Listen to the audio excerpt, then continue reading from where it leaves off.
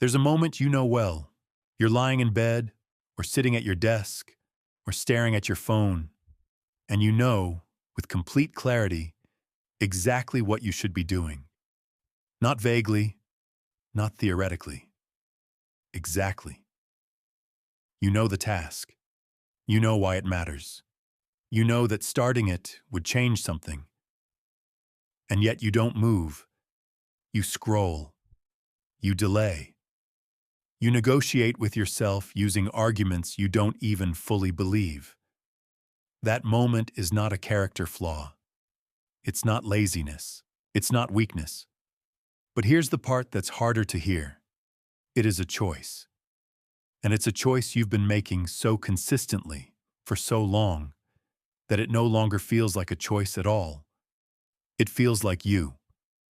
That's what this audiobook is really about. Not motivation. Motivation is a mood. It comes and goes like weather, and building your life around it is like building your house on a forecast. What we're going to talk about instead is something more reliable, more durable, and honestly more interesting. How to rewire the brain that's currently working against you so that it starts working for you, automatically, structurally, without requiring you to feel ready first. Here's what I want you to understand before we go any further. The people in your life who seem to do hard things effortlessly, who wake up early, who follow through, who stay consistent when everything gets difficult, they are not a different species. They don't have more resolve than you. What they have, in most cases, are better systems, better environments, and a fundamentally different relationship with discomfort, all of which can be learned. Over the next 15 chapters, we're going to go deep. We'll look at the neuroscience of why your brain generates resistance, the psychology of identity, and how it silently governs your behavior, and the specific, practical techniques that translate understanding into action. This isn't a book you read and feel good about. This is a book that, if you actually engage with it, will leave you slightly different than when you started. The decision to change doesn't happen at the end of a journey. It happens right here, right now, before you feel ready, before conditions are perfect, before you know how it all turns out. That decision is the beginning of everything. Before we begin, tell me where you're listening from and what time it is for you right now. I read every single one. It's always interesting to see where this reaches. Chapter 1. The Comfort Trap. Why your brain is working against you. Let's start with something uncomfortable. Your brain is not on your side. Not because it's broken, not because something went wrong with you specifically, but because the brain you're carrying around was built for a world that no longer exists. A world where the primary threats were physical, immediate, and potentially fatal. A world where conserving energy wasn't laziness, it was survival strategy. Where avoiding the unfamiliar wasn't timidity, it was intelligence. Where staying close to what you knew, what was safe, what was proven, could be the difference between living another day and becoming something's dinner. That brain, ancient, efficient, deeply conservative, is the same one you're now trying to use to build a business, write a book, get in shape, have difficult conversations, and resist the pull of a device specifically engineered by teams of the world's smartest engineers to keep you looking at it. The mismatch is almost funny. Almost. Here's what's actually happening when you decide to do something hard. The moment you form the intention, I'm going to start the project, I'm going to go to the gym, I'm going to have that conversation, your brain immediately begins running a threat assessment. Not consciously, not in language, but somewhere below your awareness, it's asking a question that sounds like, is this necessary for survival? And almost always, the answer it arrives at is no. The project can wait. The gym will be there tomorrow. The conversation can happen when the timing is better. Your brain isn't being cruel. It's being efficient. It's doing exactly what it was designed to do: protect you from unnecessary expenditure of energy and keep you safely inside the boundaries of the known. The problem is that everything worth doing in your life exists outside those boundaries. Think about the last time you avoided something important. Really think about it. Not the story you told afterward about being busy or tired or not quite ready. Think about the actual moment of avoidance. There was probably a sensation first, a subtle tightening, a vague unease, a small interior voice that generated the first reason not to start. And then you followed it. Not because the reason was compelling, but because following it felt like relief. And relief to your nervous system registers as reward. That's the trap. Not the distraction itself, but the relief that following distraction provides. Your brain learns, through thousands of repetitions, that avoiding hard things feels better in the short term than doing them. And your brain, brilliant, adaptive, relentless, optimizes for what feels better in the short term, unless you give it a reason to do otherwise. Modern life has made this infinitely worse. For most of human history, the path of least resistance was relatively limited. You could rest, eat, sleep, socialize. The options were constrained by the physical world around you. Now, the path of least resistance leads into an infinite digital landscape specifically designed to exploit your brain's comfort-seeking tendencies. Every notification, every feed, every autoplay is an engineered dopamine delivery system.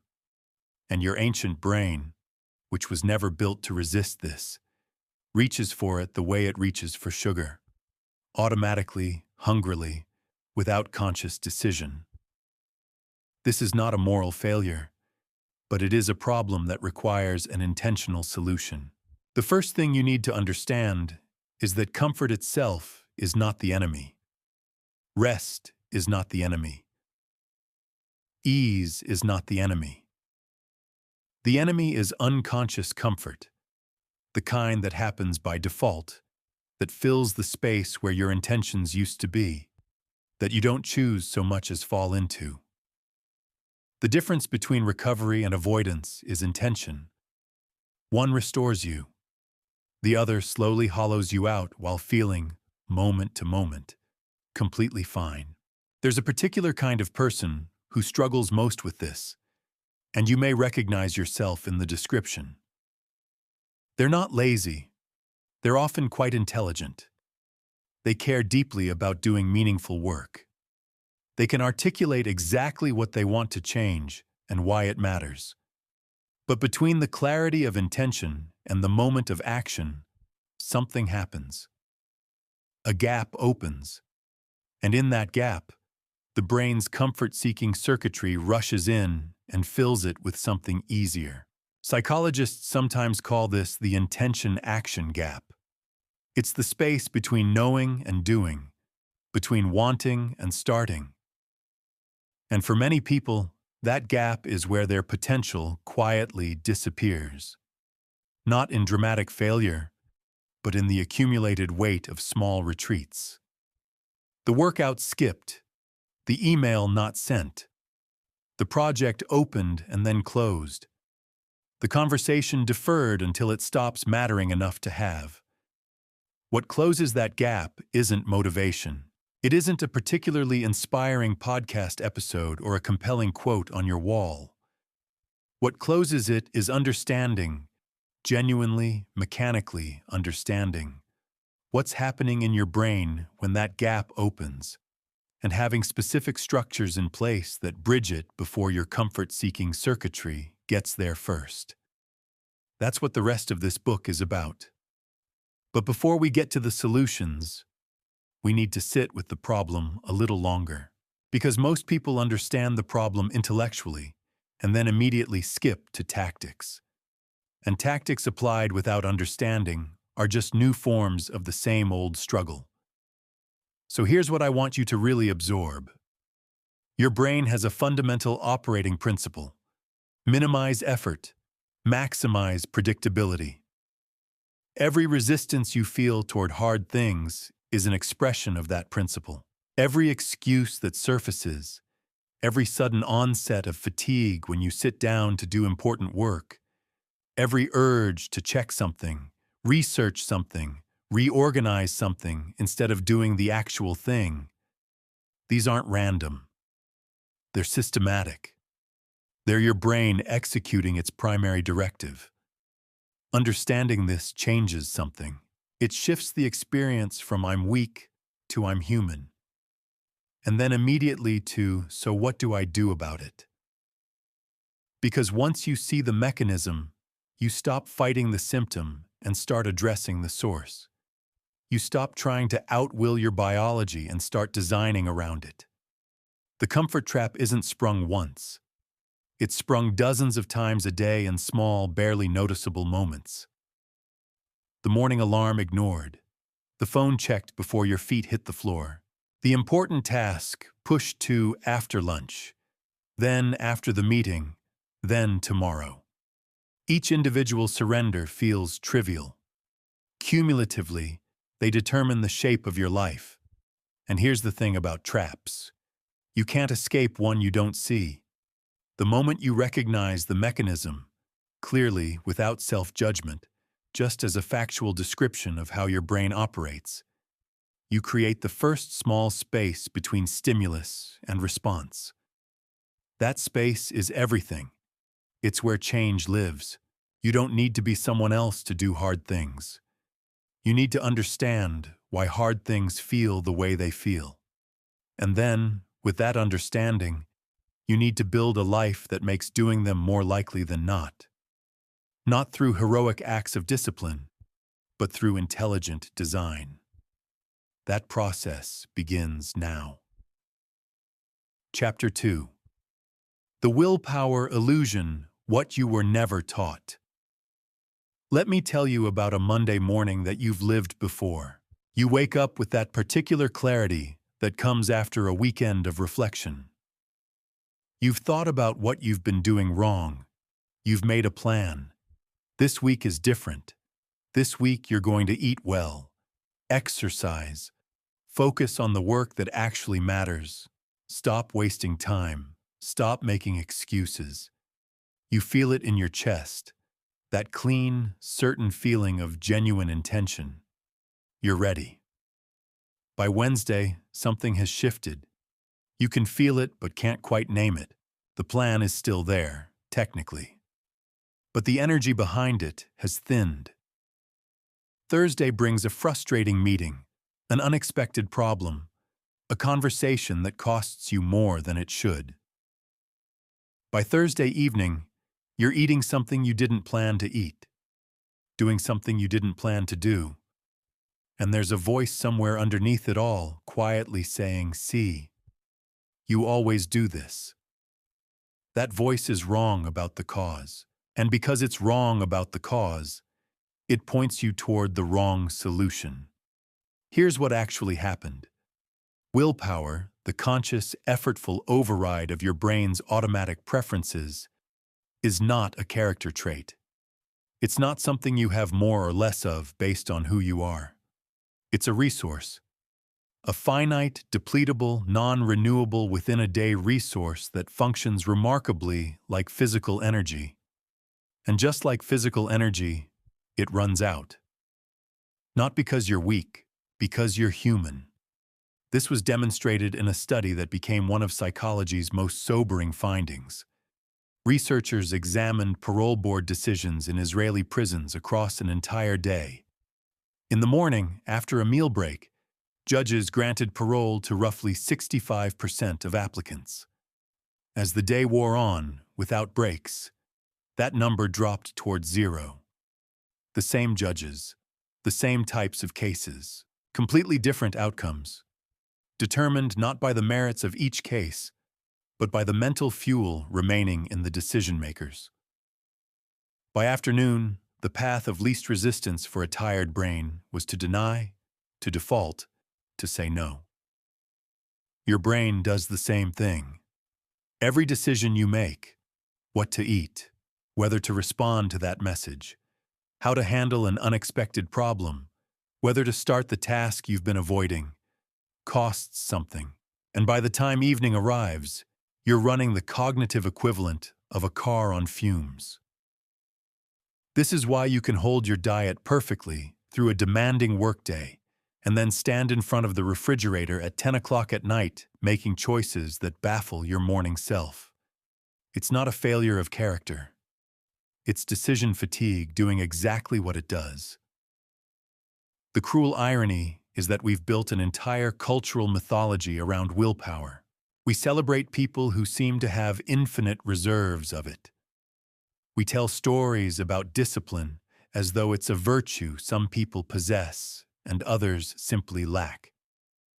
And when we fail, when the plan falls apart, when the resolution dissolves, when the commitment quietly evaporates, we interpret it as evidence about ourselves, about who we are, about what we're capable of.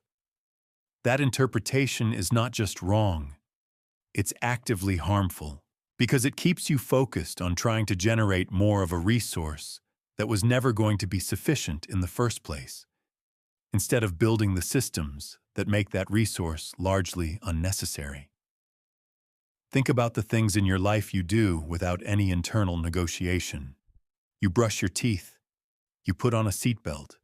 You probably make coffee in roughly the same way, in roughly the same sequence, every morning. These behaviors require no willpower because they've been repeated enough times, in consistent enough contexts, that your brain has automated them. They live in what neuroscientists call procedural memory, the deep, efficient layer of brain function that runs habits without consulting your conscious mind. The goal isn't to become more disciplined in the way we usually mean it, gritting your teeth and pushing through. The goal is to move as many important behaviors as possible from the conscious, effortful layer of your brain to the automatic, unconscious layer. To make the right choice, not the result of heroic self-control, but the result of invisible architecture that makes it the natural choice. This is what actually separates high performers from everyone else. Not superior willpower, superior design. Barack Obama has spoken about limiting the number of decisions he makes about trivial matters, clothing, meals, to preserve cognitive bandwidth for decisions that genuinely require it. Steve Jobs did the same. These aren't quirks of eccentric geniuses. They're expressions of a deep understanding of how the human mind actually works, and a deliberate engineering of life around that understanding. They weren't stronger than you. They were smarter about where strength is needed and where systems can do the work instead. Now, there's a version of this idea that gets misapplied. People here don't rely on willpower, build systems, and interpret it as permission to never push through discomfort. That's not what this means. Discomfort is part of growth, and we'll spend considerable time on that later. What this means is that the friction of starting, the daily negotiation about whether to do the thing you've already decided you want to do, that friction can be almost entirely eliminated through intelligent design. You shouldn't have to summon heroic resolve every morning to do the things that matter to you. If you do, your system is broken, not your character. There's another dimension to the willpower illusion that doesn't get discussed enough. And it's this. Willpower applied against a resistant environment is like swimming against a current. You can do it. But it's exhausting. It's inefficient. And the moment you stop swimming, the current takes you back. Most people are swimming against the current every day and wondering why they're tired. The answer isn't to become a stronger swimmer. It's to change the current. Your environment is constantly making decisions on your behalf. The food that's visible in your kitchen influences what you eat. The apps on your phone's home screen influence how you spend your attention. The people you spend most of your time with influence what feels normal to you. None of this requires your conscious participation. It happens automatically, below the level of decision-making, shaping your behavior through 1,000 small nudges you barely notice. Once you understand this, the question shifts from, how do I resist temptation, to how do I design an environment where temptation has less power? From how do I force myself to do hard things, to how do I build a life where hard things become the path of least resistance? That shift in question is the beginning of real change. Here's something I want you to sit with for a moment, because it matters more than it might initially seem. Every time you try to change through willpower alone and fail, you don't just fail to achieve the goal. You generate evidence, felt, embodied evidence, that you're someone who tries and fails. And that evidence accumulates. It shapes your identity. It becomes part of the story you tell about yourself. And stories about ourselves have a way of becoming self-fulfilling. The willpower approach doesn't just fail to work. It actively makes future change harder by deepening the identity of someone who can't quite get there. Systems-based change works differently. When you design your environment to support a behavior, and the behavior happens naturally as a result, your brain records it differently. Not as I forced myself, but as I just did that. Over time, these small, frictionless successes build a different kind of identity. The identity of someone for whom this behavior is simply normal. That shift in identity is worth more than any amount of motivated willpower.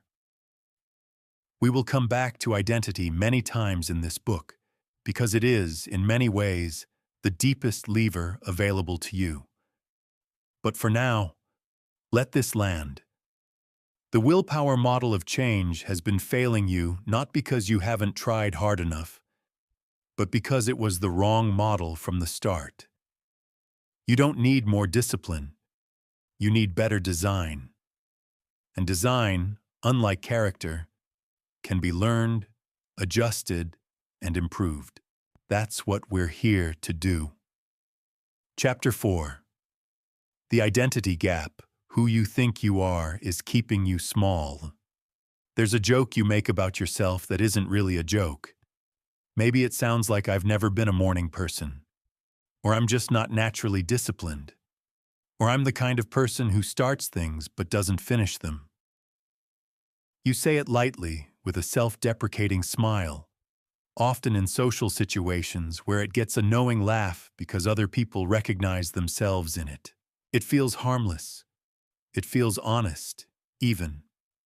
Like you're being refreshingly real about your limitations, rather than pretending to be something you're not. But here's what's actually happening when you say those things. You're not describing yourself. You're defining yourself. And your brain, which takes its operating instructions from your self-concept more than from almost any other source, listens carefully and adjusts your behavior accordingly. Identity is not a fixed thing you discover. It's a living thing you construct through your actions, your interpretations, your language, and above all, through the stories you repeat about who you are. The problem is that most people built their self-concept in response to early experiences, feedback from others, and the accumulated evidence of past behavior, and then stopped updating it. They carry around a psychological portrait of themselves that was painted decades ago, in conditions that no longer apply, by a person who was still figuring out the world, and they treat it as though it's an accurate photograph of a permanent truth. It isn't. But it functions as though it is. Here's the mechanism. Psychologists have documented what they call the self-consistency motive. your brain's powerful drive to act in ways that confirm and reinforce your existing self-image. This drive operates largely below conscious awareness. When an opportunity arises that conflicts with your self-concept, your brain generates subtle resistance, discomfort, doubt, a sense of wrongness that steers you back toward behavior consistent with who you believe yourself to be. When you identify as someone who isn't disciplined, your brain doesn't just allow undisciplined behavior. It generates it. It creates the conditions that confirm the story. This is not a metaphor. It's a documented psychological process, and it means that identity isn't just a reflection of how you behave. It's a determinant of how you behave. Change the identity, and the behavior follows. Leave the identity unchanged, and no amount of behavioral effort will stick for long, because you're pushing against the current of your own self-concept. Think about what happens when someone who doesn't think of themselves as athletic starts an exercise program. For the first few weeks, it feels like wearing someone else's clothes. The behavior doesn't match the identity, and that mismatch creates a constant low-level friction that makes every workout feel like an act of willpower. But something interesting happens for the people who persist. Somewhere around week 4 or 6 or 8, something shifts. They stop thinking I'm doing exercise and start thinking I'm someone who exercises.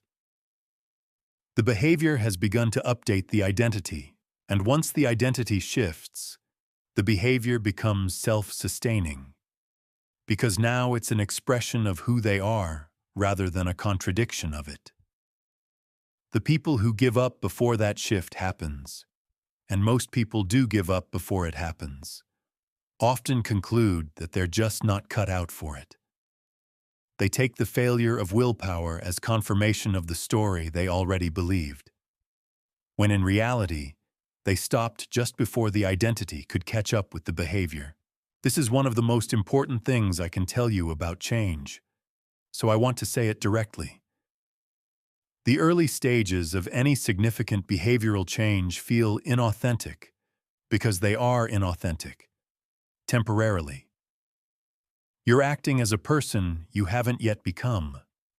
That friction, that sense of performing a role that doesn't quite fit yet, is not a signal that you're wrong for this path. It's a signal that the identity hasn't caught up with the intention, and the only way to close that gap is to keep moving until it does. Now let's talk about where these identities come from, because understanding the origin makes them easier to question. Most of your core self-beliefs were formed in childhood and adolescence, during periods when you had almost no ability to critically evaluate the feedback you received. A teacher who told you that you weren't a math person, a parent who communicated directly or indirectly that ambition was dangerous, or that people like us don't do things like that. An early failure in a domain that mattered to you, which your developing brain encoded not as I failed at that specific thing in that specific context, but as I am someone who fails at this kind of thing. These experiences didn't just shape your behavior at the time. They shaped the lens through which you've interpreted every subsequent experience in that domain. And here's the insidious part. Once a belief about yourself is established, your brain engages in something called confirmation bias, the tendency to notice, remember, and give weight to evidence that confirms what you already believe, while filtering out or minimizing evidence that contradicts it. If you believe you're not a disciplined person, your brain will remember every time you failed to follow through and forget every time you have. It will make your failures feel representative, and your successes feel like anomalies. The belief actively protects itself from contradiction. This is why positive thinking alone, simply telling yourself you're capable, you're disciplined, you're the kind of person who does hard things, doesn't work. Your brain has too much contradictory evidence stored, and it won't accept affirmations that conflict too sharply with its existing model. The update has to come through action, not assertion. But here's where it gets interesting. The action doesn't have to be large. Research in identity-based change suggests that small, consistent actions that align with a desired identity are more powerful than large, irregular ones. Not because they produce more results in the short term, but because they generate more identity-confirming evidence. Every time you take an action, however small, that's consistent with the person you're choosing to become, you cast what the researcher James Clear calls a vote for that identity. One vote doesn't win an election, but 1,000 votes accumulated over weeks and months shifts the outcome decisively. This means that doing 5 minutes of focused work when you said you would is more valuable than you think. Not because of what those 5 minutes produce, but because of what they confirm. They confirm that you're someone who follows through, that you're someone who does what you say, that you're someone for whom this behavior is normal. The reverse is also true, and this is the part people find uncomfortable to hear. Every time you make a commitment to yourself and break it, even a small one, even one nobody else knows about, you cast a vote for the identity of someone who doesn't follow through. Your brain is keeping score even when you're not, and the score it's keeping is shaping the self-concept that governs all your future behavior. This isn't about perfection, it's about the direction of the pattern. Are most of your self-generated votes going toward the identity you want, or the one you're trying to leave behind? There's a particular manifestation of identity limitation that I see consistently in people who are genuinely capable, but consistently underperform relative to that capability. It's what I'd call the ceiling belief, a deep, often unconscious conviction that a certain level of success, health, income, connection, or achievement is simply not for someone like them. Not a conscious thought, not something they'd say out loud, but an invisible ceiling that they unconsciously engineer their behavior to stay beneath. It shows up as self-sabotage right before a breakthrough, as suddenly finding reasons to pull back just when momentum is building, as an inexplicable comfort with situations that should feel unacceptable. The ceiling belief isn't always about capability. Often it's about worthiness, about a quietly held conviction that the life they want belongs to a different category of person, someone more talented, more connected, more fortunate, more whatever the story requires. Dismantling a ceiling belief requires more than intellectual argument. You can't reason your way out of it because it wasn't reasoned into existence. It was experienced into existence, and it has to be experienced out. This means deliberately, repeatedly placing yourself in situations that contradict the belief. Seeking out examples of people with similar backgrounds who achieved what you've told yourself is unavailable to you. Taking actions that would only make sense if the ceiling weren't there, and noticing that the ceiling, for all its apparent solidity, doesn't actually stop you from moving. The identity gap is the distance between who you currently believe yourself to be and who you're capable of becoming. That gap isn't fixed. It isn't a statement about your potential. It's a statement about the stories you've been telling and the evidence you've been collecting to support them. New stories require new evidence.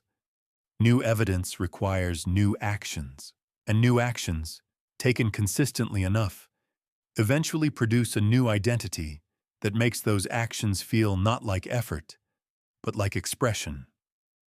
That's the destination. But it starts with being honest, really honest, about which stories you've been telling and deciding which ones you're no longer willing to keep. Chapter 5. Reprogramming the operating system, how change actually happens. Most people approach change the way they approach a stubborn jar lid, They try once, fail, try harder, fail again, and eventually either force it open through sheer strain or give up and convince themselves they didn't want what was inside anyway. The effort is real. The intention is genuine. But the method is wrong, and wrong methods produce consistent failure regardless of how sincerely they're applied. Real change, the kind that lasts, the kind that compounds, the kind that eventually becomes invisible because it's simply who you are, doesn't work through force. It works through redesign. And understanding the difference between those two approaches is the pivot point on which everything else in this book turns. Here's a useful way to think about it. Your current behavioral patterns are not random. They are the output of a system, a complex, largely unconscious system of habits, environmental triggers, emotional associations, and identity beliefs that processes incoming experience and generates behavior as its output.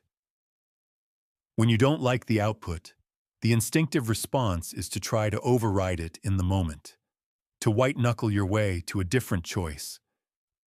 But overriding the output doesn't change the system, and unchanged systems reliably produce the same output, regardless of how forcefully you resist it in any given moment. What you actually need to do is change the system itself, not fight the output, redesign the process that generates it. This is what neuroscientists mean when they talk about neuroplasticity in practical terms. Your brain is not a fixed piece of hardware running unchangeable software. It's a dynamic, adaptive organ that physically restructures itself in response to repeated experience. The neural pathways that govern your automatic behaviors, your habits, your reflexes, your default responses to stress and challenge, were formed through repetition, and they can be reformed through repetition. Not immediately, not without friction, but reliably if the conditions are right. The conditions being right is the critical part, because most attempts at behavioral change fail not because the person lacked commitment, but because they were trying to install new patterns in an environment that was optimized for the old ones. It's like trying to grow a different kind of plant without changing the soil. You can want the new plant desperately. You can water it diligently. But if the soil is wrong, the conditions will consistently favor what grew there before. Let's get specific about how this reprogramming actually works, because vague encouragement to build better habits has never helped anyone. Every automatic behavior your brain runs follows a circuit with three components. A cue, something in your environment or internal state that triggers the behavior. A routine, the behavior itself. And a reward. The payoff your brain receives that reinforces the circuit and makes it more likely to run again. Charles Duhigg popularized this framework, and while it's been simplified in the popular imagination, the underlying neuroscience is solid. Here's what matters practically. You cannot easily eliminate a habit circuit once it's established. The neural pathway doesn't disappear through disuse. It weakens, but it remains. This is why people who quit smoking can feel cravings years later when they encounter the right cue. The circuit is dormant, not deleted. What you can do is build a competing circuit, one that activates in response to the same cue, but routes through a different routine to a comparable reward. Over time, with sufficient repetition, the new circuit becomes dominant. The old one fades into the background. This is replacement, not elimination. And understanding that distinction saves you an enormous amount of self-directed frustration. You are not trying to destroy your old patterns. You're trying to build new ones strong enough to outcompete them. Now, the reward component of this circuit is where most people's attempts at change go wrong. We design new routines, go to the gym, meditate, write for 30 minutes, but we neglect to design the reward. We assume the future benefit will be motivating enough. Lose 20 pounds. Feel less anxious. Finish the book. These are real benefits, but they are distant, abstract, and neurologically inert in the moment of decision. Your brain's reward system responds to immediate feedback. The future benefit isn't felt now, but the discomfort of the new behavior is. That imbalance is why good intentions consistently collapse. The solution is to engineer immediate rewards for the behaviors you want to establish, not elaborate ones. Small, genuine, immediate ones. Something that creates a real, positive feeling in the moment the behavior is completed. This could be as simple as a moment of genuine self-acknowledgement. Not hollow praise, but honest recognition that you did the hard thing when you didn't have to. It could be a small physical ritual, a brief note in a journal, the satisfaction of marking a visible record of consistency. What matters is that the reward happens immediately, that it's genuine, and that it becomes consistently associated with the behavior over time. Your brain is an association machine. It connects things that occur together repeatedly. By consistently pairing a challenging behavior with an immediate positive experience, you are literally teaching your brain to anticipate pleasure when it encounters the cue for that behavior. Over time, this changes not just your behavior, but your emotional orientation toward it. The thing you once dreaded starts to feel, if not comfortable, then at least neutral, and eventually, genuinely rewarding. This process takes longer than most people expect, and less time than most people fear. The research on habit formation suggests that automaticity, the point at which a behavior begins to feel natural rather than effortful, develops over a range of roughly 18 to 254 days, depending on the complexity of the behavior and the consistency of practice. The popular idea that habits form in 21 days is a myth, and a damaging one, because it sets people up to feel like failures when the behavior still feels hard at day 30. What the research actually shows is more nuanced and more useful. Automaticity develops gradually and unevenly. There will be days when the new behavior feels almost natural, followed by days when it feels as hard as it did at the beginning. This variability is normal. It reflects the non-linear nature of neural consolidation, the process by which new pathways are strengthened and stabilized. The key variable is not the number of days elapsed, but the number of successful repetitions performed. Consistency matters more than speed. There's another dimension of reprogramming that most discussions of habit change overlook, and it's one I think is genuinely important. The emotional context in which a behavior is performed affects how well it encodes. When you practice a new behavior in a state of high stress, shame, or self-coercion, your brain encodes not just the behavior, but the emotional state associated with it. Over time, the cue for the behavior also becomes a cue for that emotional state.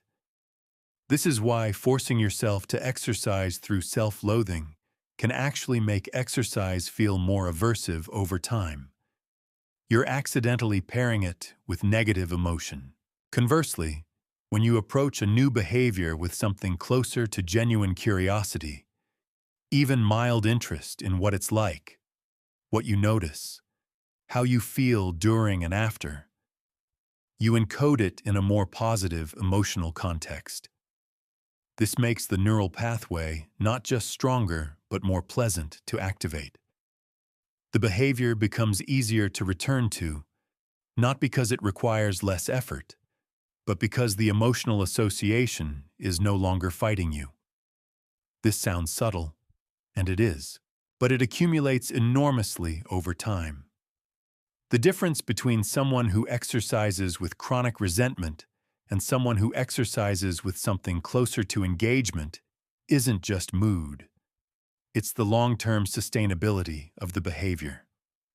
One is building a pathway that feels like walking towards something. The other is building one that feels like walking away from a threat. Let's talk about the role of implementation intentions in this reprogramming process, because the research here is particularly compelling. An implementation intention is a specific, pre-decided plan in the format of when X happens, I will do Y. Not a vague intention, I'll exercise more, but a precise specification of when, where, and how.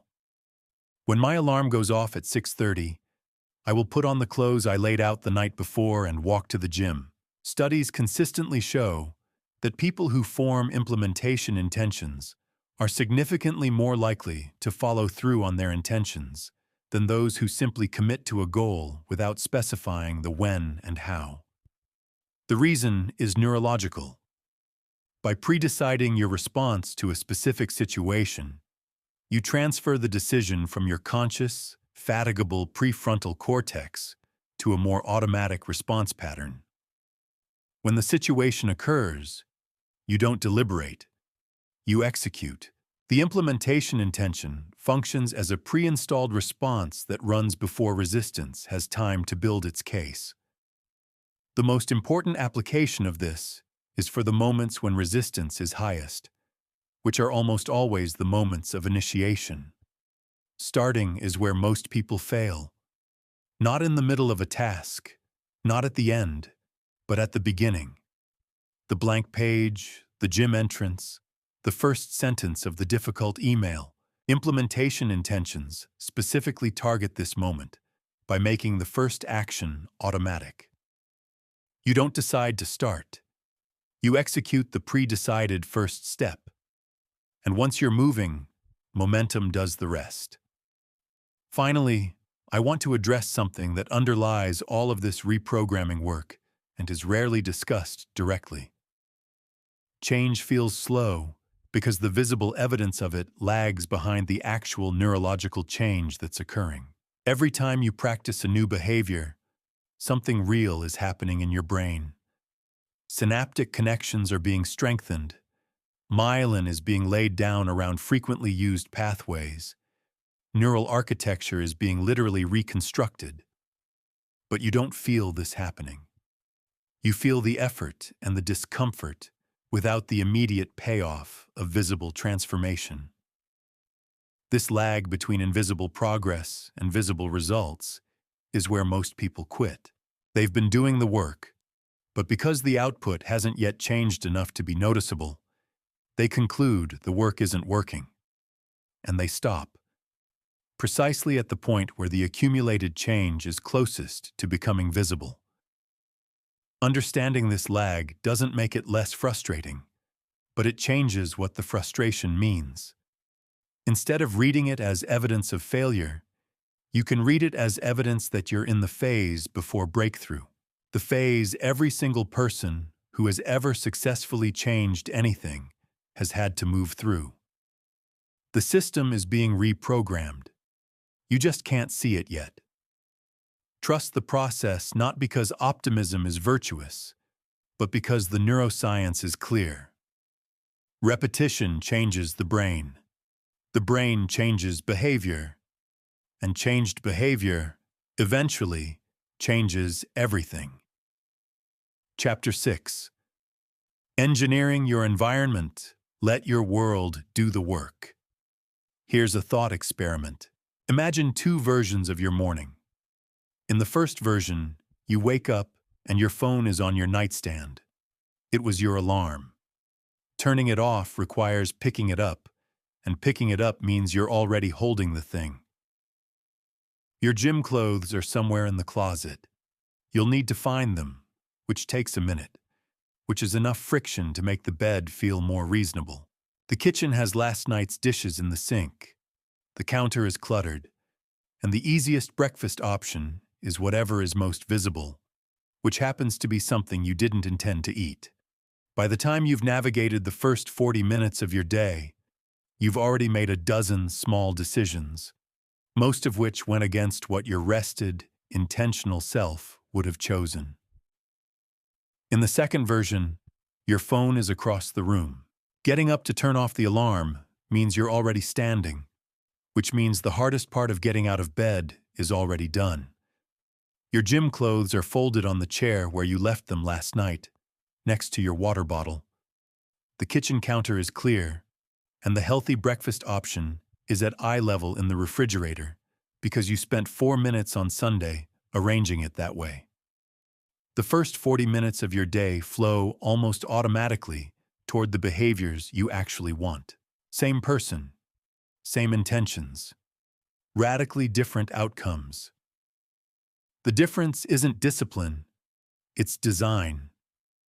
This is the central insight of environmental psychology, and it's one that most people intellectually accept and practically ignore. We understand, in theory, that our surroundings influence our behavior, but we continue to design our environments for convenience and comfort rather than for the outcomes we actually want. And then we wonder why our behavior defaults to convenience and comfort. Your environment is not neutral. Every space you occupy, every object in your field of vision, every arrangement of your physical world is sending constant signals to your brain about what actions are available, appropriate, and easy.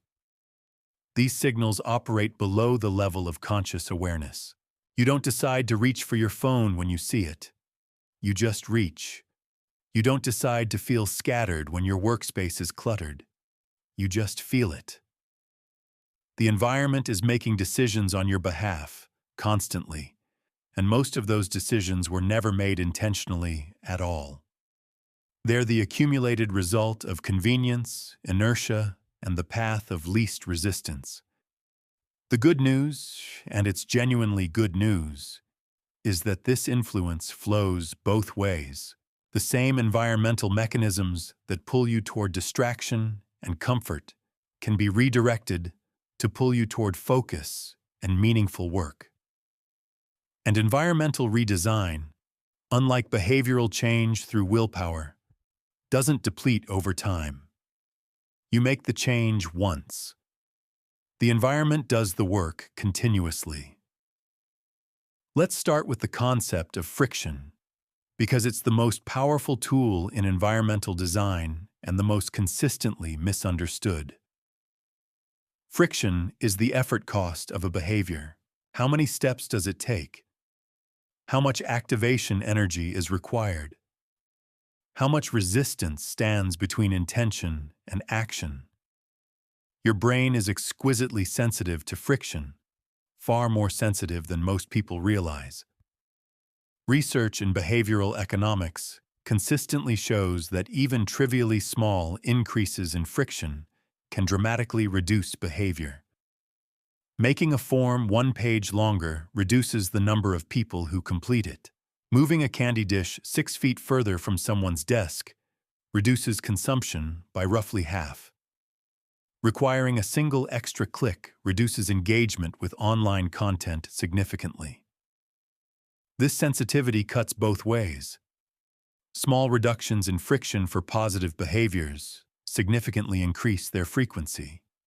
Small increases in friction for negative behaviors significantly decrease theirs. You don't need to make positive behaviors effortless or negative behaviors impossible. You just need to shift the balance enough that when your tired, decision-fatigued brain is scanning for the path of least resistance, the path it finds leads somewhere useful. Think about what adding friction to your phone use might actually look like. Not a dramatic, all-or-nothing digital detox, but something more surgical. Moving social media apps off your home screen so they require an extra 2 taps to access. Setting your phone to black and white display, which makes it significantly less visually appealing. Leaving it in a different room during your first working hour. None of these are difficult changes to make, but each one inserts a small pause between impulse and action, And that pause is often enough for your prefrontal cortex to catch up and redirect. Now consider the inverse.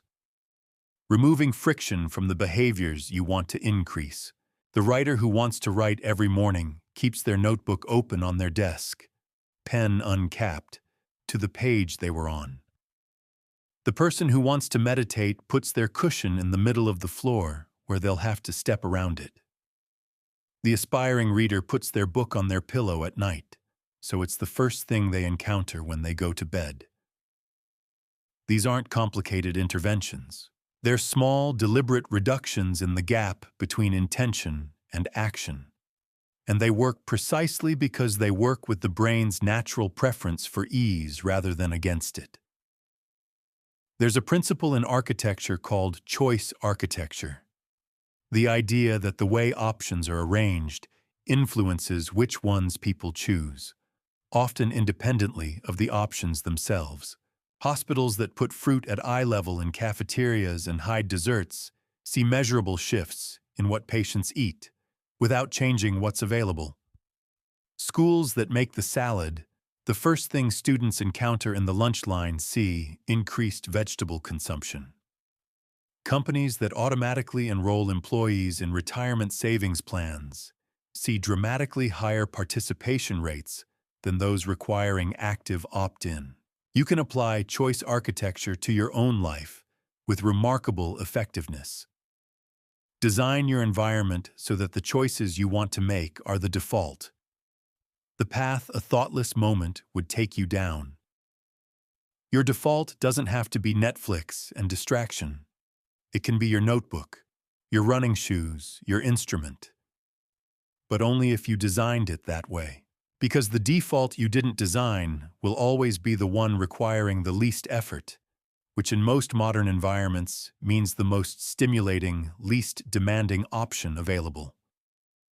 Let's talk about visual priming, because it's a mechanism that operates almost entirely below conscious awareness and has a disproportionate influence on behavior. Your brain processes visual information faster than any other sensory input, and it uses what it sees to make constant, rapid inferences about what it should be doing. This is why research shows that people eat more when eating from larger plates. The visual information of a full plate cues a sense of appropriateness. Why a messy desk produces measurably more stress than a clear one. Why the mere presence of a smartphone on a table, even face down and silenced, measurably reduces cognitive performance in the people seated near it. Because the brain is allocating a portion of its resources to monitoring the device's potential demands. Used intentionally, visual priming becomes a powerful behavioral tool. If you want to practice guitar, the guitar needs to be visible, ideally in a stand in the room where you spend time, not in its case in the closet.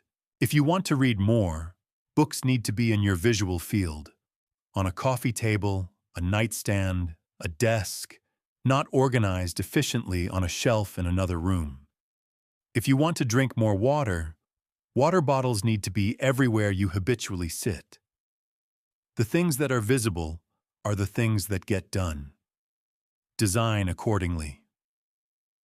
Now I want to address something that goes deeper than physical space, because your environment includes more than furniture and objects. It includes the information you consume, the conversations you have, and the people you spend time with. And this social and informational environment may be the most powerful behavioral influence of all. Behavioral contagion, the tendency for behaviors, attitudes, and even emotional states to spread through social networks, is one of the most robust findings in social psychology. The landmark Framingham Heart Study, which tracked thousands of people over decades, found that obesity, smoking, happiness, and loneliness all spread through social networks, with influence extending up to 3 degrees of separation. Your behavior is influenced not just by the people you know directly, but by the people your friends know, and the people those people know. This doesn't mean you need to audit your friendships or coldly calculate the influence of every relationship. But it does mean being honest about what norms you're absorbing from the people you spend the most time with. Norms about what's achievable, what's acceptable, what counts as a reasonable amount of effort, what kind of life is realistic for someone like you. These norms are transmitted not through explicit conversation, but through the accumulated texture of daily interaction. What gets celebrated, what gets gently mocked, what goes unquestioned. If you're surrounded by people who treat ambition as slightly suspicious, who bond over shared complaints about their circumstances, who respond to your efforts to change with subtle skepticism or unsolicited warnings about getting too big for your boots, their influence is not neutral. It is actively shaping your sense of what's normal and possible for you. Conversely, time spent with people who operate at levels you aspire to, who have already built what you're trying to build, who treat difficulty as interesting rather than threatening, who expect follow-through as a basic social norm, recalibrates your sense of the possible in ways that no self-help book can replicate. This is why mentorship matters so much more than information. The mentor doesn't primarily give you knowledge. They give you a visceral, lived sense of what's achievable from a position not entirely unlike your own. The digital information environment operates similarly. What you consume consistently shapes your cognitive defaults, your baseline assumptions, your sense of what's important, your emotional tone. A diet of outrage, comparison, and shallow stimulation produces a mind that defaults to outrage, comparison, and shallow stimulation. A diet of deep work, considered thinking, and genuine expertise produces a mind that finds these things natural and appealing. You are, in a very real sense, made of what you repeatedly consume, and you have more control over that consumption than you typically exercise. Finally, let's talk about temporal environment, how you structure your time, because time is an environment too, and most people leave it completely undesigned. An unstructured day is not a free day. It's a day whose structure will be provided by whatever is most immediately compelling, which, in most modern environments, means notifications, other people's demands, and the inexorable pull of low-effort entertainment. Freedom without structure isn't liberation. It's just outsourcing your decisions to your environment's defaults. Time blocking, the practice of assigning specific tasks to specific time periods rather than working from a general to-do list, is one of the most consistently supported productivity interventions in the research. Not because it creates more hours, but because it eliminates the constant low-level decision-making about what to do next, which is one of the most significant sources of cognitive depletion in knowledge work. When you know that 9 to 11 is for deep work and nothing else, you don't spend 9 to 11 deciding whether to do deep work. You do it. The most important application of temporal design is protecting your peak cognitive hours. The window, usually in the morning for most people, when your prefrontal cortex is freshest, your decision-making is sharpest, and your capacity for sustained focus is highest. Most people squander this window on email, meetings, and reactive tasks that feel urgent but don't require their best thinking. And then they wonder why they never make progress on the projects that actually matter to them. Guard that window. Treat it as the most valuable real estate in your day, because it is. Design your environment, your schedule, your notifications, your physical space, to protect it from intrusion. What you do with your best hours, consistently, over months and years, will determine more about the arc of your life than almost any other single variable. Your environment is already shaping you. Every day, without your input or consent, it's making decisions about your behavior, your attention, and your sense of what's normal. The only question is whether those decisions reflect the life you want to build, or the life that was easiest to fall into. Redesign accordingly. Start with one thing, one friction removed, one friction added, 1 hour protected. Then watch what changes when your world starts doing the work. Chapter 7. The Force of Small: Why Tiny Actions Carry Enormous Power. There's a particular kind of discouragement that comes not from failure, but from the gap between where you are and where you want to be. You look at the distance between your current reality and the life you're trying to build, and something in you quietly deflates, not because you don't want it, because the distance feels too large to meaningfully address with the resources you have available right now.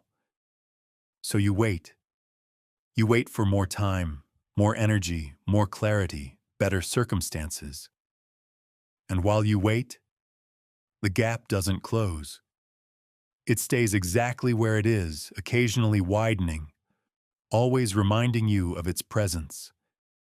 This is the trap of scale, and it catches almost everyone at some point. We've been culturally trained to think of meaningful change in terms of significant effort. Big goals require big actions. Transformation requires intensity. If you're not going all in, you're not serious. This narrative is everywhere. In fitness culture, in entrepreneurship, in the language of personal development itself. And it does real damage, because it creates an implicit threshold below which effort doesn't count. If you can't do the full workout, why bother doing anything? If you can't write for 2 hours, what's the point of writing for 15 minutes? If you can't commit completely, maybe wait until you can.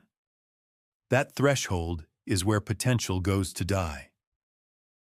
Here's what the research actually shows, and what experienced practitioners in almost every domain of excellence will confirm. Small, consistent actions are not a compromise version of real change. In the right understanding, they are the mechanism of real change. Not because small actions produce large results directly, but because small actions are what build the neural infrastructure, the identity evidence, and the behavioral momentum that eventually makes larger actions natural and sustainable. Let me give you a concrete example of what I mean. Consider two people who both want to develop a writing habit. The first commits to writing 1,000 words every morning. The second commits to opening their document and writing 1 sentence. On day 1, the first person is likely to produce more words. But by day 30, the second person is almost certainly still writing, while the first has probably accumulated a growing collection of missed days and attendant guilt. The sentence writer has been building something the word counter hasn't. The neural association between morning and writing, the identity of someone who writes daily, the momentum of unbroken consistency. And from that foundation, the natural evolution is toward more, not less. But only because the foundation was actually built. Psychologist B.J. Fogg, who spent years researching behavior change at Stanford, arrived at a conclusion that initially surprised even him. The most effective way to build lasting behavioral change is to make the target behavior so small that it's almost embarrassingly easy. Not because small is the goal, but because small is what actually gets done. And what actually gets done is what actually changes things. Fogg's research identified what he calls tiny habits, behaviors anchored to existing routines and reduced to their smallest possible expression. After I pour my morning coffee, I will do 2 push-ups. After I sit at my desk, I will write 1 sentence. After I brush my teeth at night, I will read 1 paragraph. The specific behavior matters less than the principle. That the barrier to starting is so low that the most common response is simply to do it. And once you've done it, the natural momentum of having started usually carries you further than the minimum.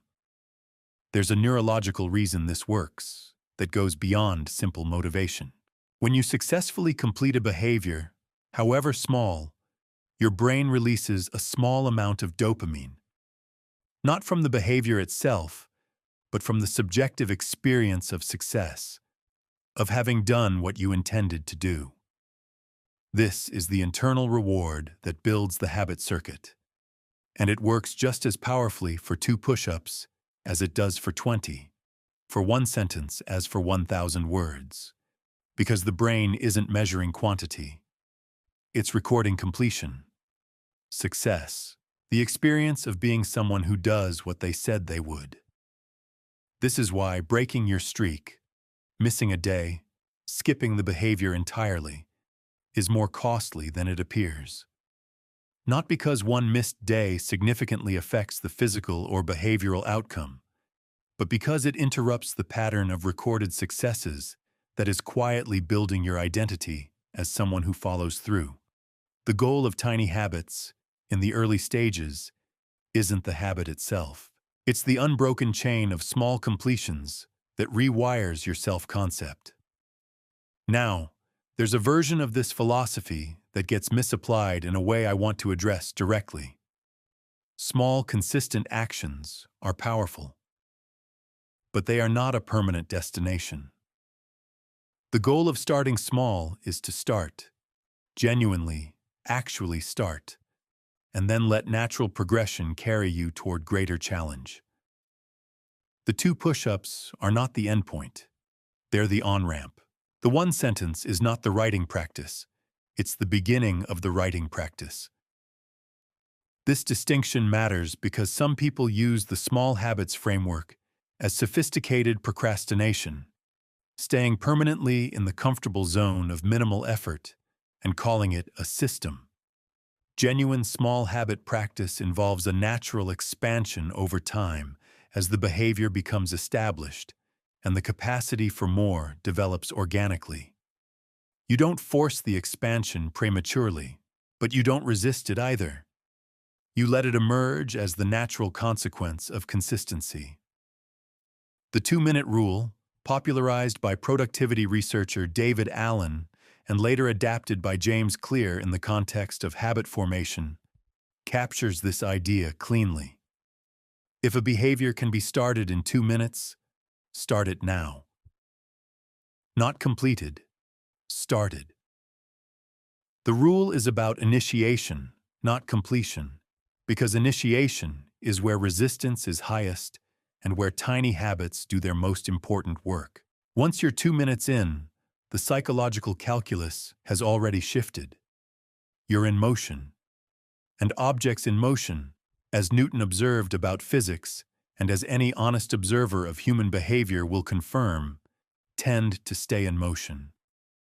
There's something deeper happening with small actions that I think deserves more attention than it usually gets. When you take a small action in the direction of something you care about, you are not just performing a behavior. You are making a statement about what kind of person you are. You are casting a vote, as we discussed in the last chapter, for an identity. And identities built through small, consistent votes are more durable than those constructed through dramatic, irregular efforts, because they rest on a foundation of actual evidence rather than aspiration. Consider someone recovering from a significant setback, a health crisis, a professional failure, a personal loss that has left them genuinely depleted. The gap between where they are and where they want to be is large and real. The instinct, sometimes, is to wait until they have enough energy for a significant effort. But significant effort requires a foundation that significant setbacks often temporarily destroy. What actually rebuilds the foundation isn't a dramatic comeback. It's a series of tiny completions. I got up when I said I would. I moved my body for 10 minutes. I made 1 phone call. I wrote 3 sentences, each one small enough to be genuinely possible, each one adding one more piece of evidence to the case that they are still someone who moves forward. This is not settling. This is architecture, building from the ground up, with materials appropriate to the current moment, toward a structure that can eventually support much greater weight. I want to talk about something that small actions do that large actions almost never accomplish, and that's change the emotional relationship between a person and a domain. When you've been avoiding something, exercise, creative work, a difficult conversation, financial management, avoidance builds on itself. Every day you don't do the thing becomes slightly more charged, slightly more weighted with the accumulated anxiety of non-doing. The gap between you and it grows not just in time, but in emotional distance. It starts to feel like something that belongs to a different version of you, one that was more capable or motivated or ready. A small action cuts through this accumulation like a knife through a knot. Not because it solves the problem, but because it restores contact. It reminds you that the thing is actually doable, that you are actually capable, that the emotional charge was disproportionate to the actual experience of engaging with it. Almost universally, people who finally do the small thing they've been avoiding report that it was less bad than the anticipation. Often significantly less bad. The avoidance had grown larger than the avoided thing. This is the emotional gift of small action. Not just the behavioral output, but the recalibration of your relationship with difficulty. Every tiny completion quietly proves that you can begin, that beginning is survivable, and that the person on the other side of starting is always less anxious than the person standing outside it. There's one more dimension of small actions that I find genuinely fascinating and think about often. It has to do with compounding. The mathematical reality that consistent small increments, accumulated over time, produce results that dwarf what intuition would predict. Most people think about their efforts in terms of addition. I did this today, and I'll do it again tomorrow, and the results will stack linearly. But many domains of human development don't work additively. They work multiplicatively. Skills compound. Understanding compounds. Physical fitness compounds. Social capital compounds. Creative capability compounds. Each increment builds not just on the previous increment, but on the expanded capacity that the previous increments created. The result is that consistent small efforts, maintained over years, produce outcomes that seem disproportionate, even impossible, to someone who's been watching the early stages and calculating at a linear rate. This is why the people who ultimately achieve remarkable things often look, from the outside, like overnight successes. What looks like sudden arrival is usually the visible tip of a long, quiet, compounding process that was happening below the threshold of public attention. The writer who finally has a book that reaches a wide audience spent years writing small amounts consistently. The entrepreneur whose business suddenly scales spent years making small improvements to their understanding and their product. The athlete who breaks through to elite performance built thousands of small training sessions into a physiological foundation that could support that breakthrough. You are not exempt from this mathematics. It applies to your life exactly as it applies to theirs. But it requires the patience to act small, consistently, before the compounding becomes visible. And patience, genuine, grounded patience rather than passive waiting, is itself a skill that tiny habits help to build. Start smaller than you think you should. Stay consistent longer than feels necessary. Trust the compounding that you can't yet see. The force of small, applied consistently over time, is not a consolation prize for people who can't manage big efforts. It is the actual mechanism of transformation. Chapter 8. The execution engine, closing the gap between knowing and doing. At some point, you have to stop preparing. This is uncomfortable to hear because preparation feels productive. It has the texture of progress. Books read, plans made, systems organized. There's a particular satisfaction in the feeling of almost being ready, of being one more piece of information away from fully equipped to begin. A satisfaction that, if you're not careful, quietly substitutes for the satisfaction of actually doing the thing. For many intelligent, thoughtful, genuinely capable people, preparation has become sophisticated avoidance. Not consciously. But the brain, which is extraordinarily creative in its methods of resistance, has learned that preparation carries none of the risk of execution. You can prepare indefinitely without ever being wrong, without ever failing, without ever exposing yourself to judgment.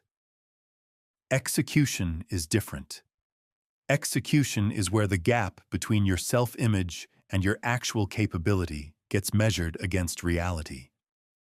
The gap between knowing and doing is not an information gap, it's an execution gap. And closing it requires a fundamentally different approach than most people try. The primary cause of execution failure isn't laziness or lack of motivation. It's that most people rely on feeling ready before they act. They wait for internal conditions to align. Sufficient motivation, sufficient clarity, sufficient confidence, before allowing themselves to begin. And internal conditions, left to their own devices, almost never align. The motivation doesn't arrive on schedule. Confidence doesn't precede action. It follows it. Readiness is not a prerequisite for action. It's a consequence of it. You do not need to feel ready to begin. You need to begin in order to feel ready. The state you're waiting for is produced by the behavior you're avoiding. Waiting for it to arrive before you act is waiting for a fire to generate its own wood. The most effective performers in virtually every domain have developed an action bias, a default orientation toward doing rather than deliberating, toward imperfect engagement over perfect planning. This isn't recklessness. It's the earned understanding that engagement generates information, clarity, and capability that preparation simply cannot. A writer who produces a bad first paragraph has more usable material than one who spent the same time planning a good one.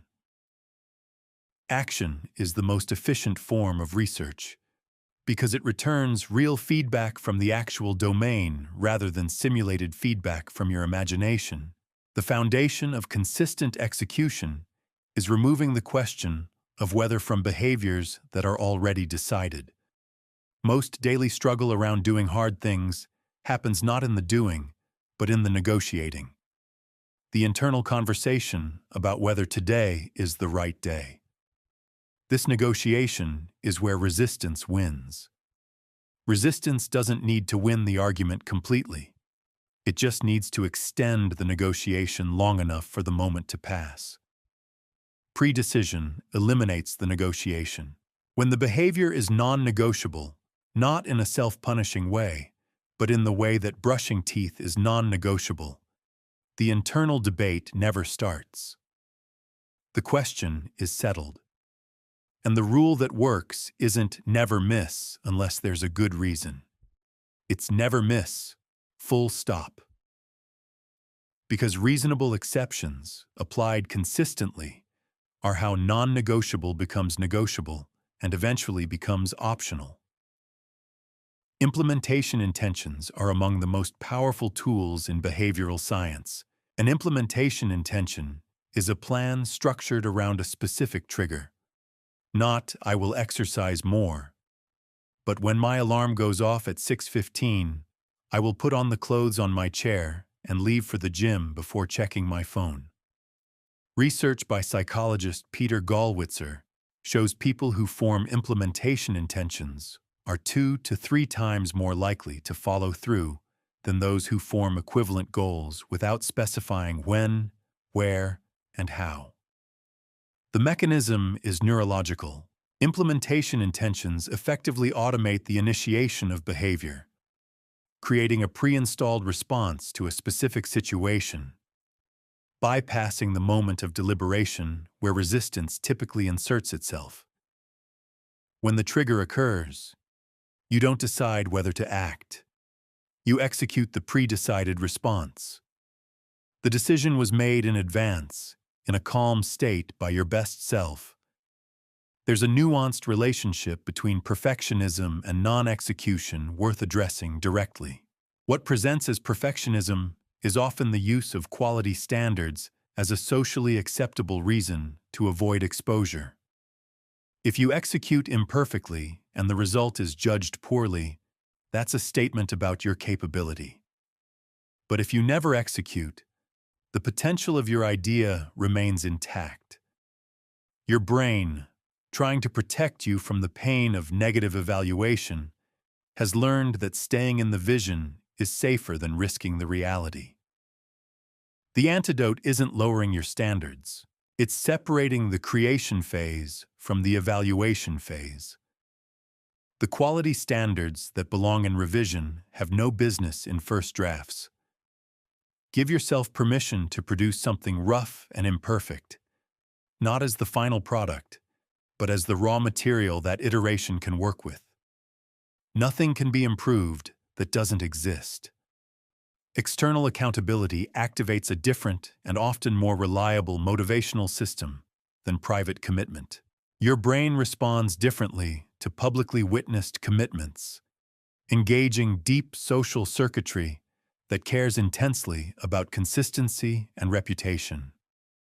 If you've been consistently failing to execute despite genuine intention, consider making that commitment visible. Tell someone specific what you're going to do and when. Create a consequence for non-execution that's real enough to matter. The execution engine doesn't run on readiness, it runs on decision. Chapter 9. Deep focus in a distracted world, reclaiming your most valuable resource. Something has been quietly stolen from you, and most people don't notice it's gone until they try to get it back.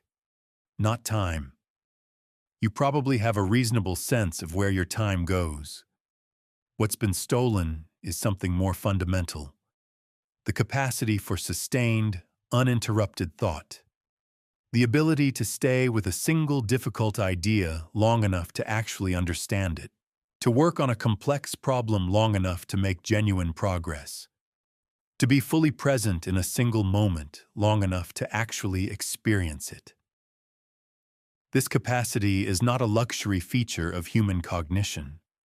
It's where the most meaningful work happens, where genuine insight lives, where the difference between competent and exceptional gets made in almost every field involving complex thinking. And it's becoming rare, not because people have become less capable, but because the conditions allowing deep focus have been systematically dismantled by the same technological environment we've discussed throughout this book. The result is widespread, largely unacknowledged cognitive erosion. People are busier than ever and producing less genuinely meaningful output than their effort would predict. They feel mentally exhausted at the end of the day, despite having done nothing requiring sustained concentration. They work for hours and wonder, at the end, whether they actually moved anything forward. This is what a mind optimized for shallow processing feels like from the inside. And it has become so common that many people assume it's simply how their mind works, not recognizing that it's how their mind works now, after years of conditioning toward fragmented attention. When you direct sustained attention to a single complex task, your brain enters a neurologically distinct state. The prefrontal cortex increases its influence. The default mode network quiets. Neural oscillations synchronize in ways associated with efficient information processing. Over roughly 15 to 20 minutes of genuine concentration, something shifts. The noise fades, and you reach a deeper layer of cognitive engagement, where complex thinking becomes almost effortless. This is the state that produces the work you're most proud of. The insight that came from nowhere. The paragraph that flowed as though you were transcribing rather than composing. These experiences aren't accidents of inspiration. They're the reproducible output of a brain operating at depth rather than at the surface. Reaching this state requires time. You cannot parachute into deep focus. You have to descend into it. This is why working in very short bursts is counterproductive for genuinely complex work.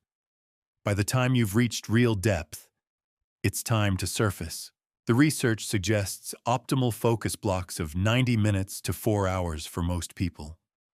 Long enough to reach depth and spend meaningful time there. Not so long that cognitive fatigue degrades thinking quality.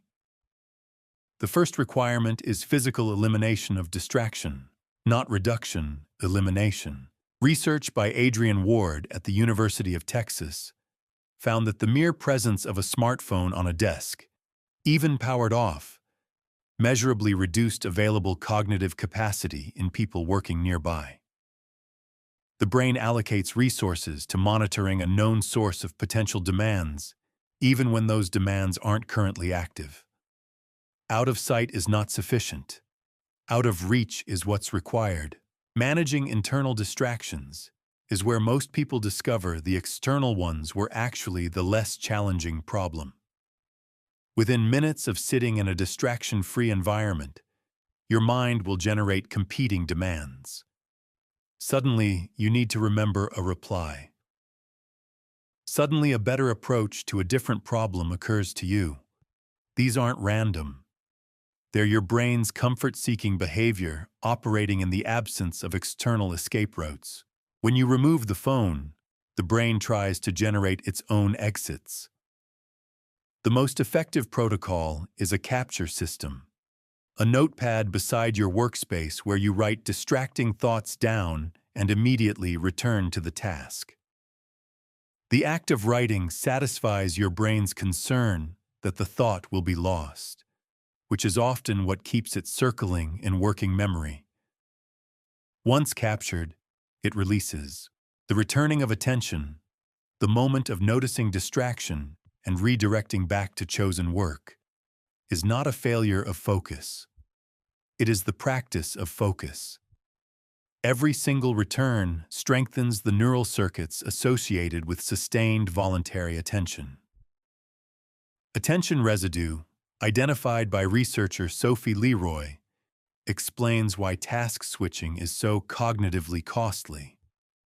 When you shift attention from one task to another, part of your attention remains with the previous task.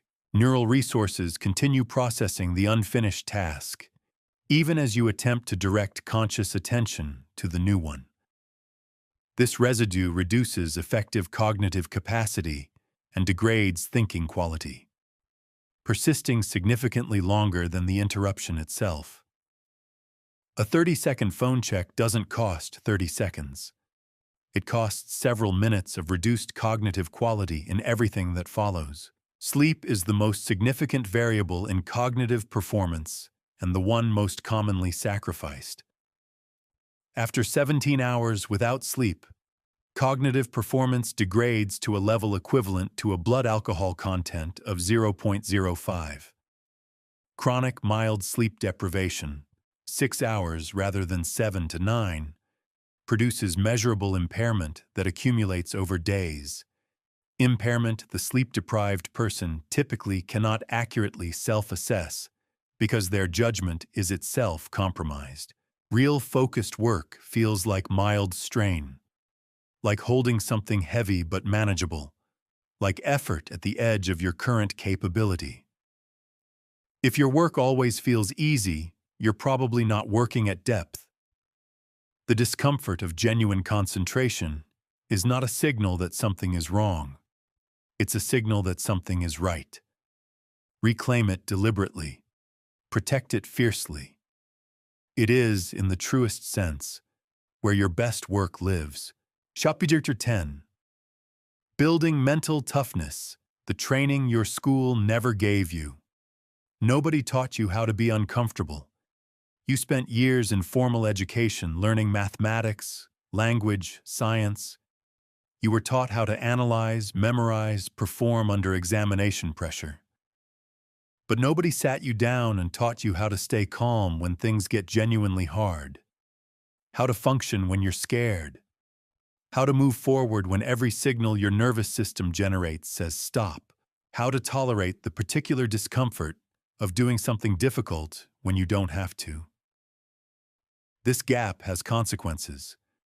Most adults encounter real difficulty without any framework for understanding what's happening, or any practiced skill for navigating it.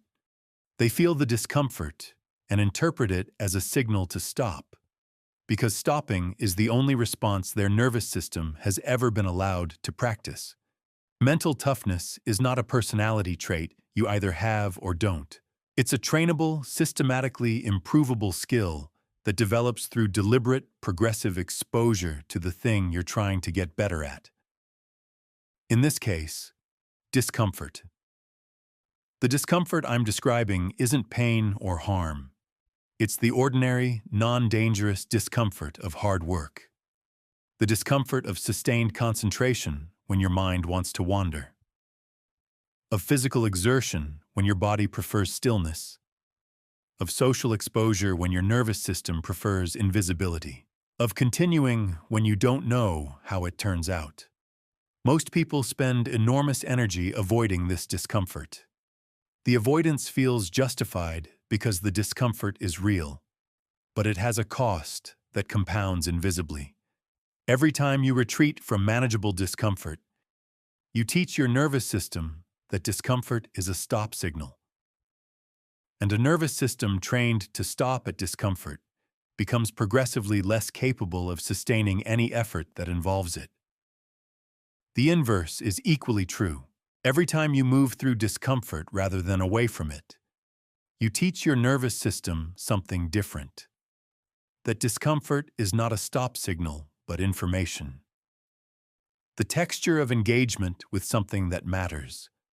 A nervous system that has learned this becomes progressively more capable of sustaining effort through difficulty because it has accumulated evidence that difficulty doesn't destroy you. Psychologist Alia Crum's research at Stanford produced striking findings about stress interpretation.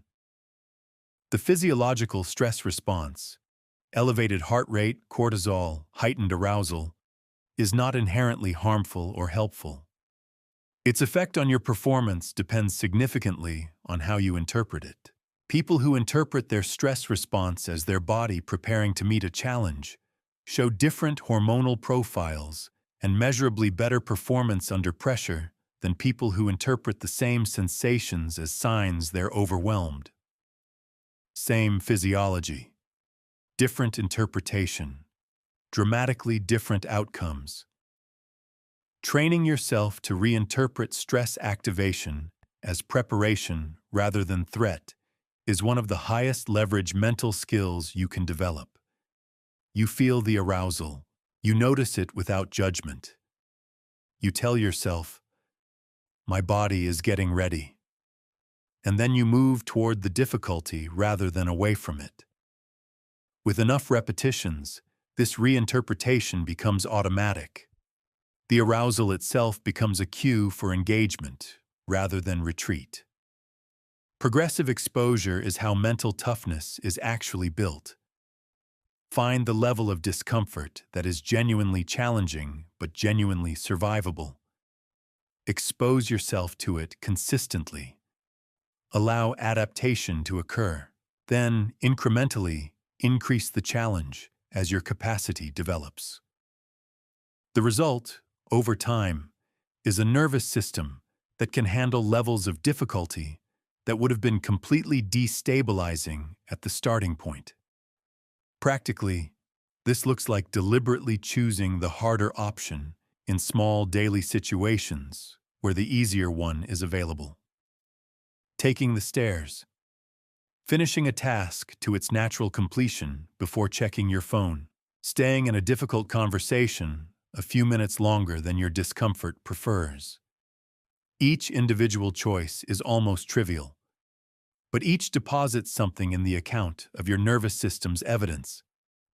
Evidence that difficulty is survivable, that you can choose the harder path and be okay. Cold exposure serves as a particularly effective laboratory for mental toughness training. When you enter cold water, your body activates a powerful stress response, and every instinct says, "Get out."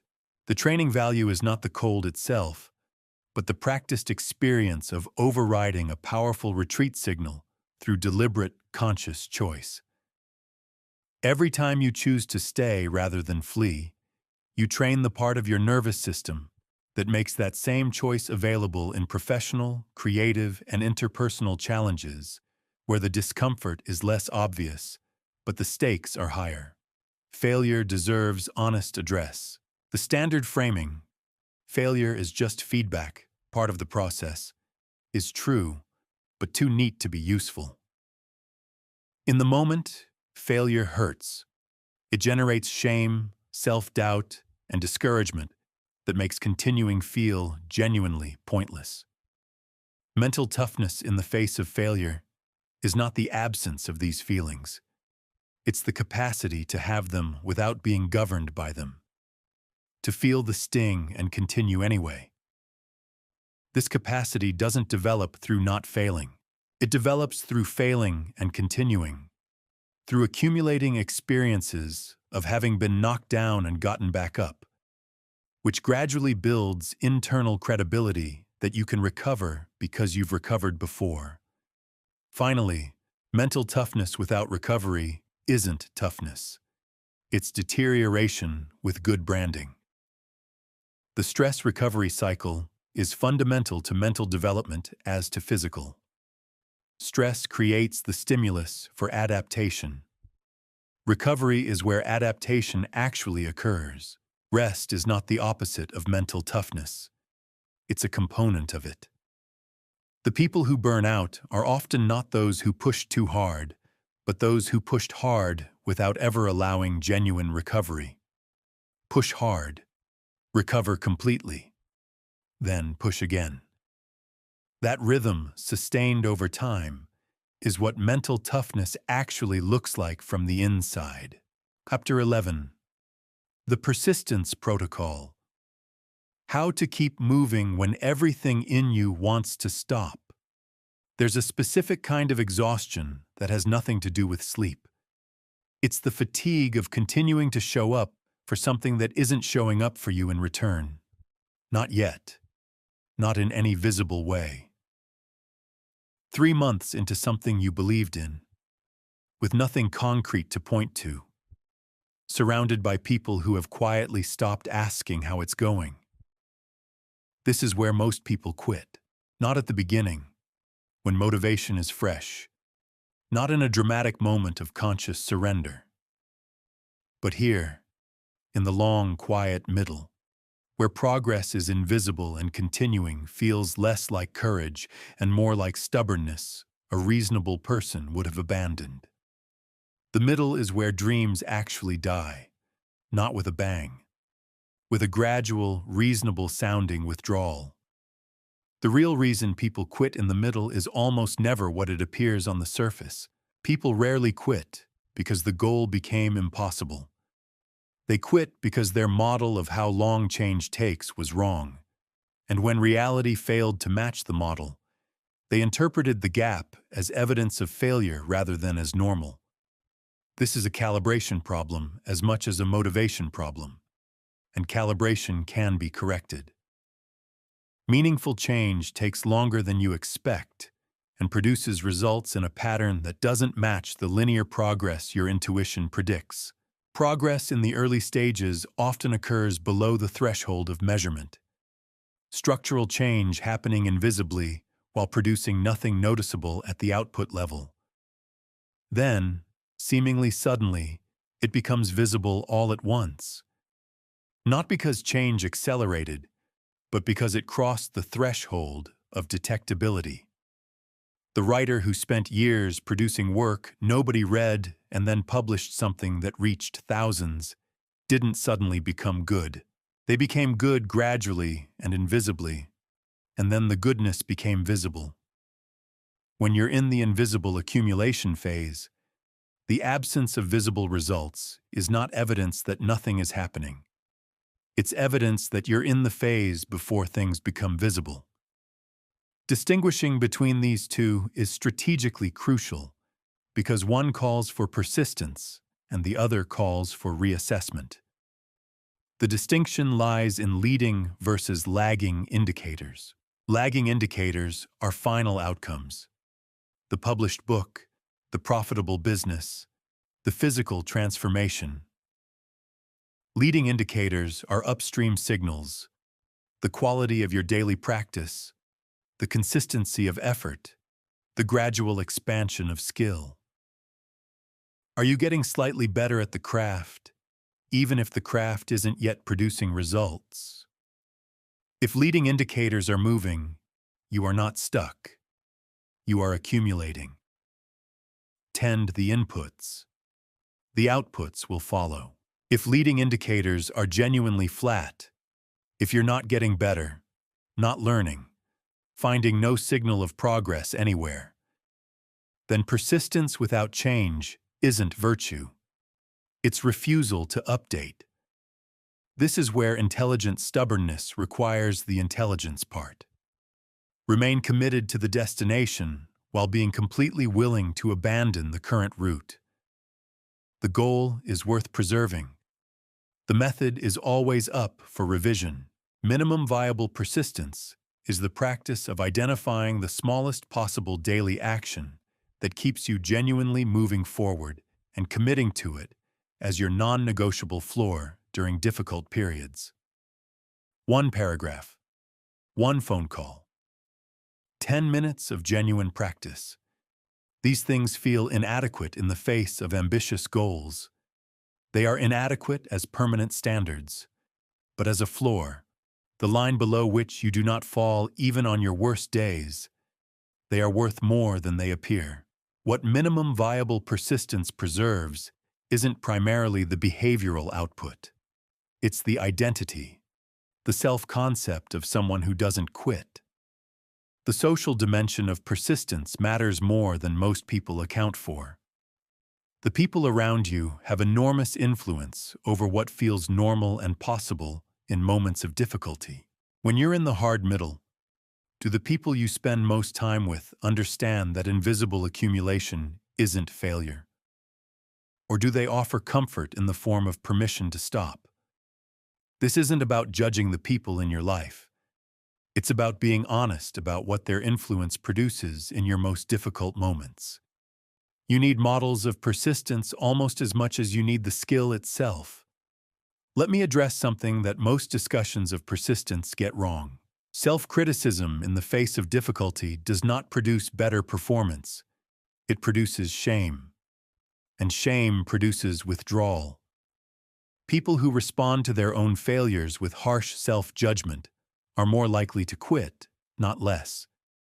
Because the psychological cost of continuing in the face of self-directed cruelty becomes too high. Self-compassion is not softness. It's the foundation that makes continued effort possible. When you can acknowledge difficulty without dramatizing it, recognize setback without catastrophizing it, and return to the work without carrying the full weight of every previous failure, you preserve the psychological resources that persistence actually requires. Every person who has ever built anything meaningful has spent significant time in the hard middle. The middle isn't a detour from the path. It is the path. And the only way through it is through it. One minimum viable action at a time, with honest attention to leading indicators, with models of persistence to orient by, and with enough self-decency to keep showing up. Be hard on the standard. Be decent to the person trying to meet it. That combination is what sustainable persistence actually looks like. Chapter 12. Pressure as fuel. Performing when the stakes are real. Here's something worth knowing about your body right before something important happens. Your heart rate increases. Breathing becomes shallower and faster. Your palms may sweat. Awareness narrows. The world comes into sharper focus, even as everything except the thing directly in front of you recedes in importance. Now here's the question. Is that anxiety or excitement? The honest answer, from a purely physiological standpoint, is that it's neither or both, because the two states are neurologically identical. Same hormones, same cardiovascular changes, same pattern of nervous system activation. The difference between experiencing this state as crippling anxiety and experiencing it as energizing excitement is not in the body. It's in the story the mind tells about what the body is doing. This finding has implications that extend far beyond performance psychology. The relationship between pressure and performance is not fixed by temperament or talent. It's determined, to a significant and trainable degree, by interpretation, by the meaning you assign to the physical experience of being in a high-stakes situation. And meaning is something you can consciously influence. Alison Wood Brooks at Harvard Business School has studied this extensively. Her research shows that people who reframe pre-performance anxiety as excitement, who say out loud, "I am excited," rather than trying to calm down, perform measurably better on subsequent tasks than those who attempt to suppress their arousal. The reframe works not by changing the physiology, but by channeling it. Excitement and anxiety have the same fuel. The reframe changes where it's directed. Under moderate pressure, performance typically improves. This is the Yerkes-Dodson curve, the well-established finding that arousal enhances performance up to an optimal point, after which further increases begin to degrade it. Most people experiencing performance pressure assume their anxiety is pushing them past optimal and toward impairment. Often, it's actually bringing them to their optimal range. The problem isn't the arousal level, it's the interpretation of that arousal as a problem, which adds anxiety about the anxiety, pushing performance past optimal. Breaking this cycle requires interrupting it at the interpretation stage. The most effective interruption is reframing, but there are others.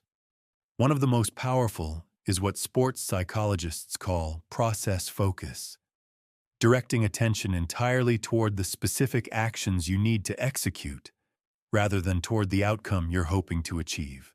Outcome focus under pressure is cognitively expensive and practically counterproductive. It consumes mental resources in anticipatory worry about futures you cannot yet control. Process focus is efficient. You can only control what you do right now. Under pressure, your attention belongs there. High-level performers in demanding fields, surgery, special operations, elite athletics, describe a state of engaged calm, not the calm of low stakes, but the calm of someone in the middle of something that matters who has made peace with that fact. Alert without being frantic. Focused without being rigid.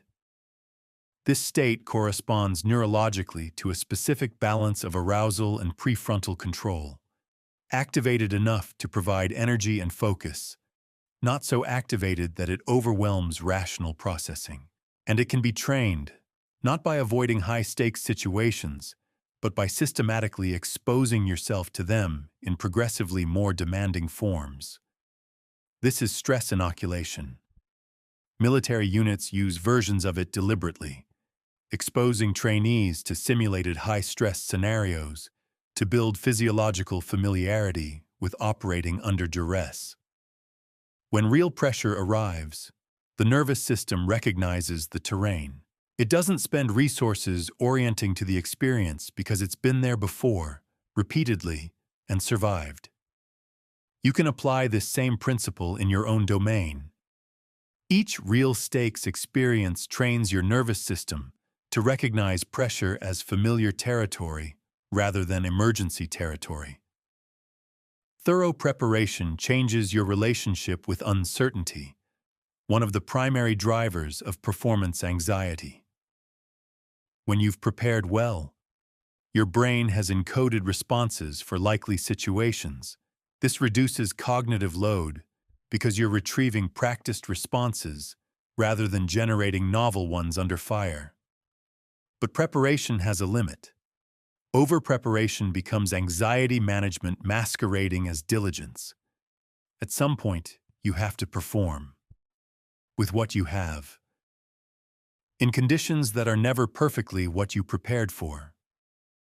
The ability to adapt to real conditions rather than ideal ones is built through performing, not through preparing to perform. How you process performance afterward shapes how you'll approach the next high-stakes situation.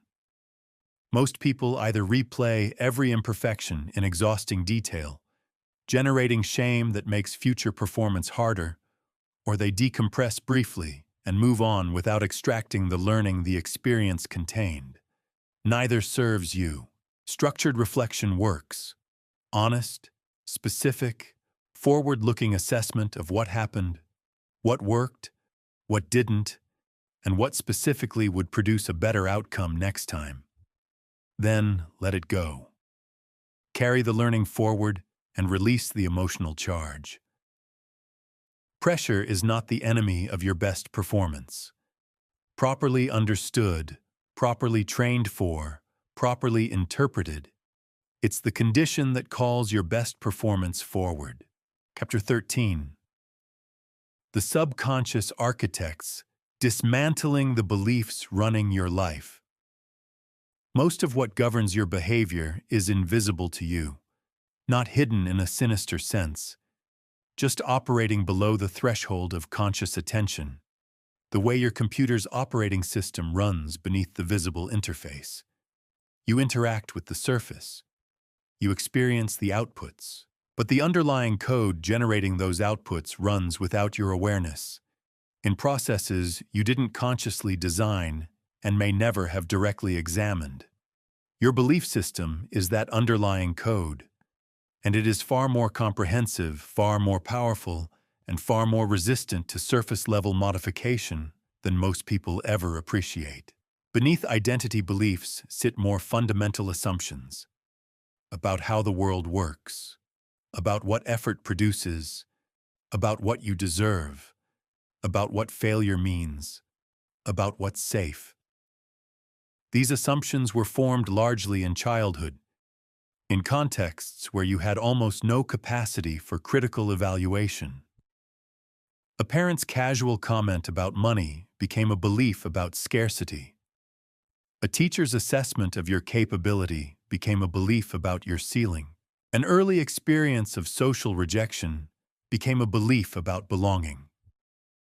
None of these were chosen deliberately. All of them are currently shaping your behavior as reliably as gravity shapes falling objects. Psychologist Martin Seligman's research on learned helplessness is among the most important findings in the history of behavioral science, and its implications extend far beyond the laboratory. When organisms repeatedly encounter situations where their actions have no effect on outcomes, they stop trying, even when the situation subsequently changes and action would now be effective. They've learned, through direct experience, that effort is futile, and that learning overrides new evidence to the contrary. Human beings develop learned helplessness in specific domains through specific early experiences. Failed efforts in a particular area, repeated enough times in a context where success wasn't possible, teach the developing brain that this domain is one where effort doesn't produce results. The person stops trying, not consciously, not through a decision, but through the accumulated weight of encoded experience that says trying here leads nowhere. This operates invisibly beneath their awareness, feeling not like a belief but like a fact about reality. Identifying your learned helplessness zones requires honest self-examination of the areas where you systematically underperform relative to your evident capability. Where do you consistently stop short? Where does your effort mysteriously plateau just before breakthrough? Where do you find yourself generating sophisticated explanations for why success in this domain requires resources or advantages you don't have? These patterns are fingerprints of early learning that's never been updated. Updating them requires something more than intellectual argument, because these beliefs weren't formed intellectually. They were formed experientially, and they have to be updated experientially, through direct evidence that contradicts the encoded assumption. This means deliberately, repeatedly placing yourself in situations that produce outcomes inconsistent with the limiting belief. Not once, not dramatically, but consistently enough that the accumulated new evidence begins to outweigh the old. This process is uncomfortable in a specific way. When you take actions that contradict a deep belief about yourself or what's possible for you, the belief doesn't simply yield to the new evidence. It pushes back. It generates doubt, discomfort, a sense of wrongness, the psychological equivalent of an immune response attacking a foreign body. The belief is trying to protect itself. This resistance is not evidence that you're on the wrong path. It's evidence that you're on exactly the right one. The ceiling belief deserves particular attention. The deep, often unconscious conviction that a certain level of success simply isn't available to someone like you. Not a conscious thought, not something you defend out loud, but an invisible boundary that you unconsciously engineer your behavior to stay beneath. It shows up as self-sabotage right before breakthrough, as pulling back just when momentum is building, as inexplicable comfort with situations that should feel unacceptable. Ceiling beliefs aren't always about capability. More often, they're about worthiness, a quietly held sense that the life you want belongs to a different category of person. Dismantling them requires exposure to people who achieved from positions not entirely unlike yours, combined with consistent action that would only make sense if the ceiling weren't there. You act as though it doesn't exist, repeatedly, until the experience accumulates enough contradictory evidence to renegotiate the belief from the inside. The final layer of subconscious architecture worth examining is your relationship with effort itself. Many people carry a belief, absorbed from early messages about talent and natural ability, that needing to work hard for something means you're not naturally gifted for it. That struggle is evidence of inadequacy, rather than evidence of engagement with something genuinely difficult. This belief creates resistance to exactly the sustained effort that meaningful achievement requires. It turns the normal experience of challenge into a referendum on your worth, replacing it with an accurate understanding. That effort is the mechanism through which capability develops. That struggle is the texture of growth. That the most accomplished people in virtually every domain worked extraordinarily hard to get there is not just motivationally useful, it's simply true. The subconscious architects built your current limitations. The same architectural capacity, directed consciously, can build something else entirely. Chapter 14. Sustainable Excellence. Building a life that performs without burning out. Most people think about peak performance the way they think about a sprint. Maximum effort, sustained for as long as possible, until you cross the finish line or collapse trying. This model is everywhere in the culture of achievement, in the glorification of grinding, in the celebration of people who sleep less and work more, in the implicit equation of suffering with seriousness. And it produces a predictable cycle: intense effort, impressive short-term results, mounting depletion, eventual breakdown, recovery, and then the attempt to do it all again with slightly less reserve than the time before. This is not excellence. It's an expensive, inefficient, ultimately self-defeating approximation of it.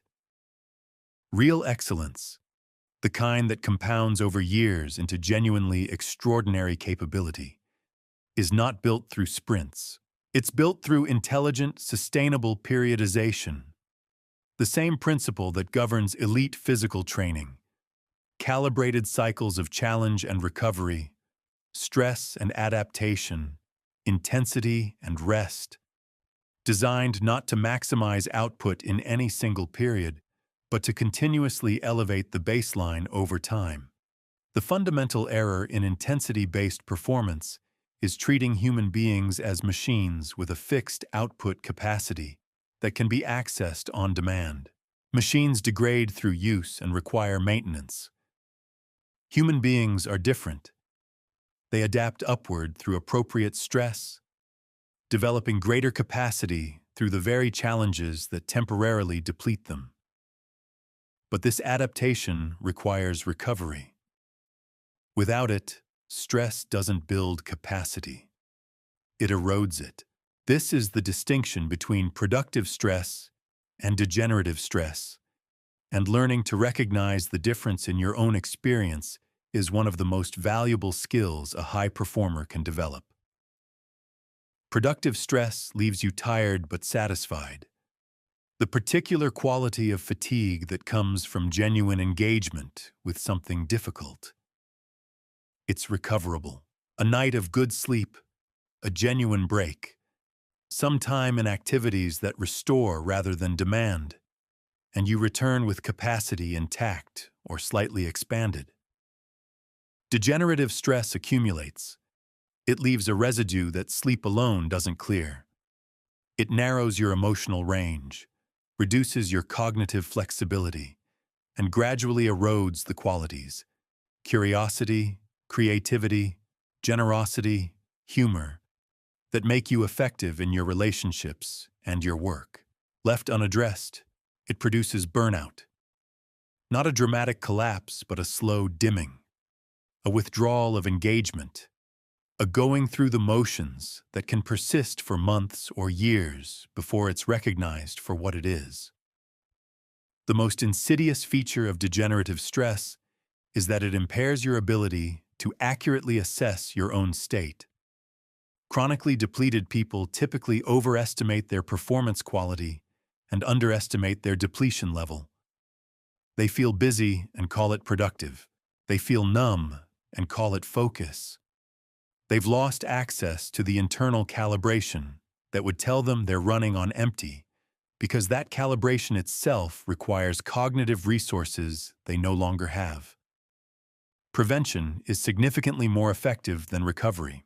And prevention requires building genuine recovery into the architecture of your life, not as a reward for sufficient productivity, not as something that happens if there's time left over, but as a non-negotiable structural element that gets protected with the same seriousness as your most important work. What genuine recovery looks like varies by person, but the research points towards some consistent elements. Sleep. Adequate, consistent, genuinely prioritized sleep is the most fundamental. The cognitive performance degradation from chronic mild sleep deprivation is severe and well documented, and no amount of recovery practice compensates for its systematic absence. Physical movement that's genuinely restorative rather than another performance metric to optimize. Time in genuine absorption, in nature, in creative play, in deep conversation, in activities that engage you without demanding that you produce anything. And genuine psychological disconnection from work during designated off periods, which requires both the permission to stop and the practiced ability to actually do so. That last element, the ability to genuinely stop, is increasingly rare and increasingly valuable. Many people are technically away from work while remaining psychologically occupied by it, monitoring for messages, ruminating about unresolved problems, planning the next period of effort. This isn't rest. It's deferred engagement. And the cognitive load it carries prevents the genuine recovery that the time could be providing. Learning to stop completely, to be genuinely present in a non-work context without the background hum of professional preoccupation, is a skill that requires deliberate practice. It often feels uncomfortable initially, particularly for people whose sense of worth is closely tied to productivity. The discomfort is worth moving through. What's on the other side is not laziness, but genuine renewal.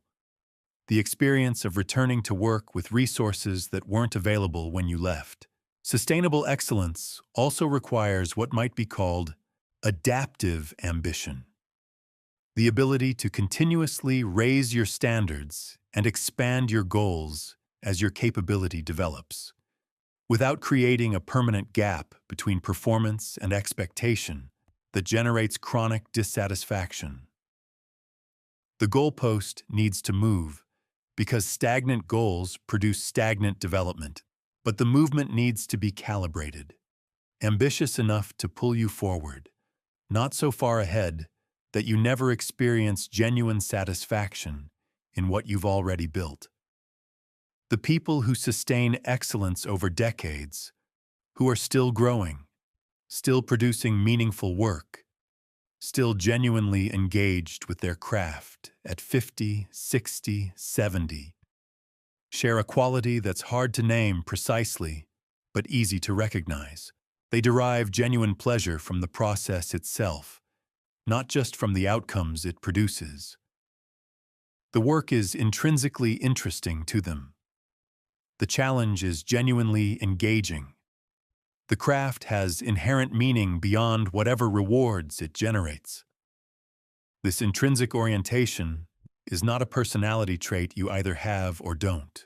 It's cultivated through choosing work that genuinely matters to you, through developing sufficient mastery that the nuances of the craft become visible and interesting, through connecting your daily effort to purposes that extend beyond personal gain. Build the foundation, protect the recovery, raise the standard gradually. Find the meaning in the work itself. That is what a life of sustainable excellence actually looks like. Not a sprint, not a grind, a practice. Chapter 15. The person on the other side. Your complete transformation. At some point in this book, something shifted. Maybe it was gradual, an accumulation of ideas that slowly rearranged something in how you see yourself and what you think is possible. Maybe it was a single sentence that landed with the particular weight of something you already knew, but had never quite allowed yourself to fully acknowledge. Wherever it happened, something is different now than it was when you started, not in your circumstances, in your understanding. And understanding, genuinely internalized, is the seed of everything that follows. But here's what I need to say to you directly before we finish. Understanding is not transformation. It is the prerequisite for transformation. The gap between knowing what to do and actually becoming someone who does it is the same gap this entire book has been about. And it doesn't close through comprehension. It closes through action. Repeated, imperfect, sometimes reluctant, always real action, taken in conditions that are never quite ideal, by a person who is not yet who they're trying to become. That last part is important. You don't wait to become the person before you act like them. You act like them. Awkwardly, inconsistently, with frequent retreats to old patterns, until the acting gradually becomes being, until the identity catches up with the behavior. until the gap between who you are and who you're choosing to become closes not through some dramatic internal event, but through the quiet accumulation of 1,000 small moments of choosing differently. This process has a shape. It begins with what might be called the breaking point. Not a crisis necessarily, but a moment of genuine clarity about the cost of staying the same. When you can see, with honest specificity, what remaining unchanged will cost you, not in the abstract, but in your actual life, in the relationships and opportunities and years that will be shaped by whether you change or don't. The calculus shifts. The pain of changing stops being larger than the pain of staying still. And at that point, change stops being something you're trying to do and becomes something you must do. Not everyone reaches this point through suffering. Sometimes it arrives through inspiration, through encountering someone or something that makes the possible feel suddenly, viscerally real in a way it wasn't before. But however it arrives, the breaking point is characterized by a specific quality of decision. Not the tentative, let's see how this goes decision that most self-improvement attempts begin with, but a settled, this is happening decision that has already accepted the difficulty ahead rather than hoping to avoid it. After the breaking point comes the identity integration phase. The long, unglamorous work of acting consistently with your chosen identity before it feels natural. This is where most transformation attempts fail, not because the person stopped caring, but because they underestimated how long and how uncomfortable this phase would be. Acting against decades of conditioning feels wrong. It feels performed. It generates the persistent sense that you're pretending to be something you're not. You are not pretending. You are practicing. And the discomfort of practice, the gap between current self and chosen self, is not evidence of inauthenticity. It's evidence of growth. Authenticity isn't what you currently are. It's what you're genuinely trying to become. Move through this phase with patience and with the understanding that the neural rewiring happening below your awareness is real, even when its effects aren't yet visible at the surface. Every day you act in alignment with your chosen identity, you strengthen the pathways that support it. Every day the old patterns don't run, they weaken slightly. The architecture is changing. You just can't see it yet. Then comes a threshold moment that's difficult to predict and impossible to manufacture. The moment when the new patterns begin to feel less like effort and more like expression. When doing the hard thing stops requiring the internal negotiation it used to require. When the person you've been practicing being starts to feel less like a role and more like you. This doesn't happen all at once. It happens in small domains first, then expands. One morning you realize you didn't negotiate with yourself about the workout. You just went.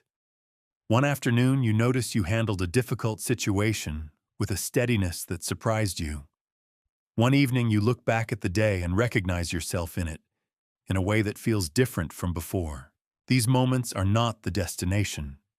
They're confirmation that the direction is right and the work is real. The destination, if there is one, isn't a fixed point you reach and inhabit permanently. It's a continuously receding horizon, a commitment to growth that doesn't have an endpoint, because the capacity for growth doesn't have one either. What you're building, ultimately, is not a better version of your current self. You're building a different relationship with difficulty itself, a self that moves toward challenge rather than away from it. Not because challenge stops being hard, but because hard has been reframed. From something to endure into something to engage with. From a signal to retreat into a signal that something worthwhile is happening. When that relationship is established, When difficulty stops being the enemy of your peace and starts being the terrain of your growth. The specific challenges change, but the capacity to meet them remains. You lose a job and you adapt rather than collapse. You fail at something important and you extract the learning rather than absorb the shame. You face something genuinely uncertain and you move forward anyway, not because certainty arrived, but because you've learned that certainty was never the prerequisite you thought it was. This is the person on the other side. Not superhuman, not immune to doubt or fear or the occasional retreat to old comfort, but fundamentally reoriented. Someone for whom the default response to difficulty has shifted, for whom hard things have become less of an exception to navigate around and more of a normal feature of a life lived at the edges of current capability.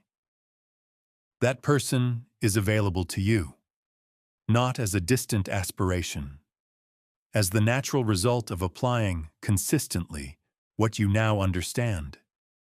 The only remaining question is the one it has always been. Will you,